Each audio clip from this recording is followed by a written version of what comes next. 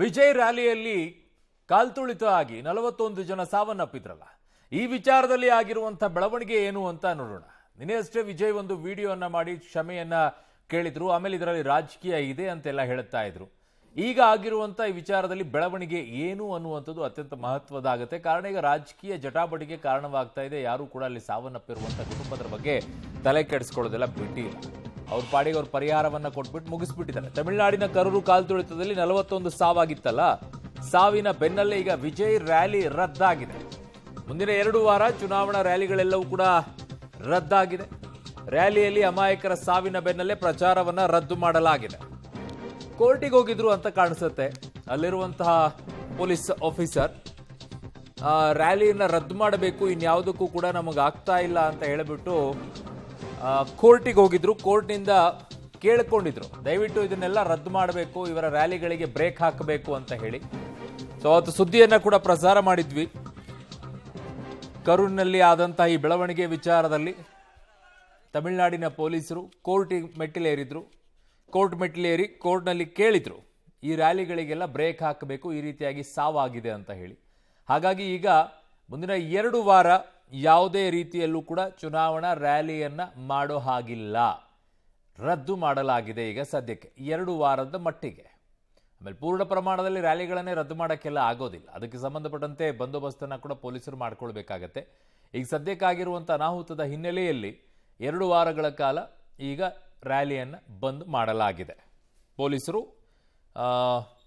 Court ಮೆಟ್ಟಿಲೇರಿದ್ರು. ಆ ನಿಟ್ಟಿನಲ್ಲಿ ಈಗ 2 ವಾರಕ್ಕೆ ರದ್ದನ್ನು ಮಾಡಲಾಗಿದೆ.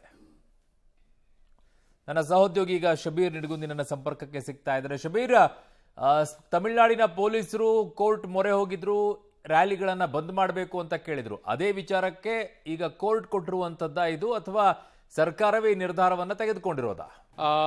ಅರುಣ್, ನೋಡಿ, ನಟ ವಿಜಯ್ ಈಗ ಈ ನಿರ್ಧಾರವನ್ನು ತೆಗೆದುಕೊಂಡಿರುವಂಥದ್ದು ಮುಂದಿನ 2 ವಾರಗಳ ಕಾಲ ಯಾವುದೇ ರ್ಯಾಲಿಗಳನ್ನು ನಡೆಸದೇ ಇರಲಿಕ್ಕೆ ಅವರು ತೀರ್ಮಾನವನ್ನು ಮಾಡಿರುವಂಥದ್ದು.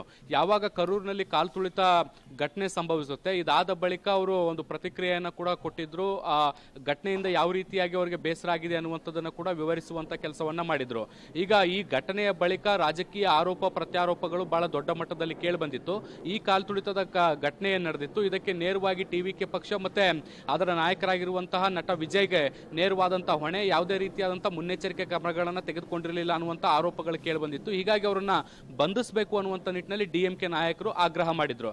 ಇನ್ನು ಮತ್ತೊಂದು ಕಡೆ ಟಿವಿಕೆ ಪಕ್ಷದ ನಾಯಕರು ಈ ಒಂದು ಕಾರ್ಯಕ್ರಮಕ್ಕೆ ಸೂಕ್ತವಾದಂತಹ ಭದ್ರತೆಯನ್ನು ಕೊಡದೇ ಇದ್ದಂತ ಹಿನ್ನೆಲೆಯಲ್ಲಿ ಈ ಒಂದು ಕಾಲ್ತುಳಿತ ಸಂಭವಿಸಿದೆ. ಹೀಗಾಗಿ ಸರ್ಕಾರದ ಇಲ್ಲಿ ತಪ್ಪಿದೆ ಅನ್ನುವಂಥ ನಿಟ್ಟಿನಲ್ಲಿ ಅವರು ಕೂಡ ಪ್ರತ್ಯಾರೋಪವನ್ನ ಮಾಡಿದ್ರು. ಈ ಆರೋಪ ಪ್ರತ್ಯಾರೋಪಗಳ ನಡುವೆ ಮದ್ರಾಸ್ ಹೈಕೋರ್ಟ್ಗೂ ಕೂಡ 2 ಪ್ರತ್ಯೇಕ ಅರ್ಜಿಗಳು ದಾಖಲಾಗಿದ್ವು. ಒಂದು ಏನು ಪೊಲೀಸರು, ತಮಿಳುನಾಡಿನ ಪೊಲೀಸರು ಒಂದು ಅರ್ಜಿಯನ್ನ ಸಲ್ಲಿಸಿದ್ರೆ, ಮತ್ತೊಂದು ಕಡೆ ಈ ಕರೂರು ಕಾಲ್ತುಳಿತ ಘಟನೆಯಲ್ಲಿ ಯಾರು ಮೃತಪಟ್ಟವರ ಪೈಕಿ ಓರ್ವ ಕುಟುಂಬಸ್ಥರು ಮದ್ರಾಸ್ ಹೈಕೋರ್ಟ್ಗೆ ಅರ್ಜಿಯನ್ನ ಸಲ್ಲಿಸಿದ್ರು. ಈ ರೀತಿಯಾದಂತಹ ರಾಜಕೀಯ ರ್ಯಾಲಿಗಳಿಗೆ ಅವಕಾಶವನ್ನ ಮಾಡಿಕೊಡಬಾರ್ದು, ಜನಸಾಮಾನ್ಯರ ಜೀವ ಹಾನಿ ಆಗ್ತಾ ಇದೆ ಅನ್ನುವಂಥ ನಿಟ್ಟಿನಲ್ಲಿ ಅವರು ಕೂಡ ಮನವಿಯನ್ನ ಮಾಡಿಕೊಂಡಿದ್ರು. ಈ ಪ್ರಕರಣ ಇನ್ನೂ ಕೂಡ ವಿಚಾರಣೆ ಹಂತದಲ್ಲಿರುವಂಥದ್ದು. ಈ ಪ್ರಕರಣ ವಿಚಾರಣೆ ಬಾಕಿ ಇರುವಂತಹ ಸಂದರ್ಭದಲ್ಲೇ ಈ ಒಂದು ಮಹತ್ವದ ನಿರ್ಧಾರವನ್ನ ನಟ ವಿಜಯ್ ತೆಗೆದುಕೊಂಡಿರುವಂಥದ್ದು. ಮುಂದಿನ 1-2 ವಾರಗಳ ಕಾಲ ಯಾವುದೇ ರ್ಯಾಲಿಗಳನ್ನು ಮಾಡದೇ ಇರೋಕೆ ನಿರ್ಧಾರವನ್ನು ಮಾಡಿದರೆ, ಮುಂದಿನ ಹಂತದಲ್ಲಿ ಯಾವ ರೀತಿಯಾದಂತಹ ಮುನ್ನೆಚ್ಚರಿಕೆ ಕ್ರಮಗಳನ್ನು ವಹಿಸಿಕೊಂಡು ರ್ಯಾಲಿಯನ್ನ ಮಾಡಬೇಕು ಅನ್ನುವಂಥ ನಿಟ್ಟಿನಲ್ಲಿ ಅವರು ನಿರ್ಧಾರವನ್ನು ಮಾಡುವಂತೆ ಕಾಣಿಸ್ತಾ ಇದೆ. ಈ ಹಿಂದೆ ಕೂಡ ಅವರು ಪ್ರತಿ ಶನಿವಾರ ರ್ಯಾಲಿಗಳನ್ನು ನಡೆಸ್ತಾ ಇದ್ರು. ಬಾಕಿ ದಿನಗಳಲ್ಲಿ ಅವರ ಕೊನೆಯ ಸಿನಿಮಾ ಒಂದು ಮಹಾನಾಯಕ ಅನ್ನುವಂಥ ಒಂದು ಸಿನಿಮಾ ಏನು ಶೂಟಿಂಗ್ ಆಗ್ತಾ ಇರುವಂಥದ್ದು, ಆ ಸಿನಿಮಾದ ಶೂಟಿಂಗ್ ನಲ್ಲಿ ಬ್ಯುಸಿ ಆಗಿರ್ತಾರೆ. ಅದನ್ನು ಹೊರತುಪಡಿಸಿ ಶನಿವಾರ 3-4 ಜಿಲ್ಲೆಗಳಿಗೆ ಅವರು ಭೇಟಿಯನ್ನ ಕೊಟ್ಟು ಅಲ್ಲಿ ರ್ಯಾಲಿಗಳನ್ನು ನಡೆಸುವಂತ ಕೆಲಸವನ್ನ ಮಾಡ್ತಾ ಇದ್ರು. ಈ ಹಿಂದೆಯೂ ಕೂಡ ಬಹಳ ದೊಡ್ಡ ಪ್ರಮಾಣದ ಜನ ಅವರ ರ್ಯಾಲಿಯಲ್ಲಿ ಭಾಗಿಯಾಗ್ತಾ ಇದ್ರು. ಆದ್ರೆ ಕರೂರು ಇನ್ಸಿಡೆಂಟ್ ಆದ ಬಳಿಕ ಮತ್ತಷ್ಟು ಈ ರೀತಿಯಾದಂತಹ ಘಟನೆಗಳು ಆಗಬಾರದು ಅನ್ನುವಂತ ಕಾರಣಕ್ಕೆ ಅವರು ಕೂಡ ಎಚ್ಚರಿಕೆಯನ್ನು ವಹಿಸಿದ್ದಾರೆ. ಮತ್ತೆ ಈ ಘಟನೆಯಿಂದ ಅಥವಾ ಈ ಶಾಕ್ ನಿಂದ ಹೊರಬರುವಂತ ಪ್ರಯತ್ನವನ್ನು ಕೂಡ ಅವರು ಮಾಡ್ತಿರುವಂತಹ ಸಾಧ್ಯತೆಗಳಿದಾವೆ. ಹೀಗಾಗಿ ಈ ಪಕ್ಷ ಹೇಳ್ಕೊಂಡಿರುವಂತದ್ದು ಮುಂದಿನ 1-2 ವಾರಗಳ ಕಾಲ ಯಾವುದೇ ರೀತಿಯಾದಂತಹ ರ್ಯಾಲಿಗಳು ಪಕ್ಷದ ವತಿಯಿಂದ ನಡೆಯಲ್ಲ ಅನ್ನುವಂತ ಮಾಹಿತಿ ಹೊರ ಬಂದಿರುವಂತದ್ದು. ಅರುಣ್. ಓಕೆ ಶಬೀರ್, ನಿಮ್ಮೆಲ್ಲ ಮಾಹಿತಿಗೆ ಧನ್ಯವಾದಗಳು.